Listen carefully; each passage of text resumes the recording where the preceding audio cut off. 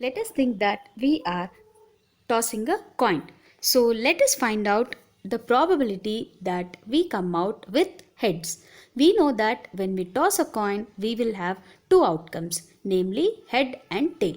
Let us find out the probability of getting a head. We know that probability of any event is equal to number of favorable outcomes by total number of outcomes. So the total outcomes here are two. Those are head and tail. Out of this head and tail, how many times can you get a head? Only once. So therefore, probability of getting a head when you toss a coin is 1 upon 2, which is equal to 1 by 2.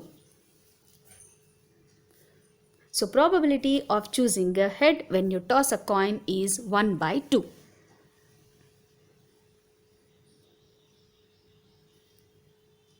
One by 2 represents a equally likely event. Yes or no? Now, let us think we are tossing the coin again. What is the probability of getting a tail? We know that probability of any event is equal to number of favorable outcomes by total number of outcomes. Equally likely cases are nothing but total number of outcomes. So the total outcomes when you toss a coin is 2, heads and tails. So out of that, how many times can you get a tail? Only once.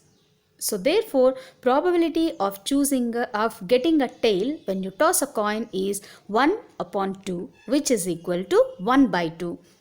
We know that 1 by 2 represents an equally likely event. So when you toss a coin, coming up of head or tail will have the same probability, which is equal to 1 by 2.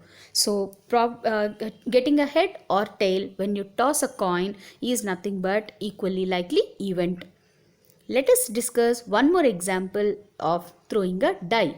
What is the probability of getting the number 2? We know that probability of an event is equal to number of favorable outcomes by total number of outcomes. So the number of favorable outcomes are nothing but 1. That is the number 2. When you throw a die, you get number 2 only once upon 6 outcomes. The total outcomes when you roll a die is 6. 1, 2, 3, 4, 5, 6. Out of that you can get a 2 only once. So therefore, probability of getting the number 2 is 1 upon 6, which is equal to 1 by 6. Now let us discuss one more.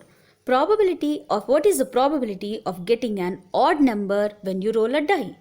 We know that probability of an event is equal to number of favorable outcomes by total number of outcomes. When you roll a die, the possible outcomes are 1, 2, 3, 4, 5, 6.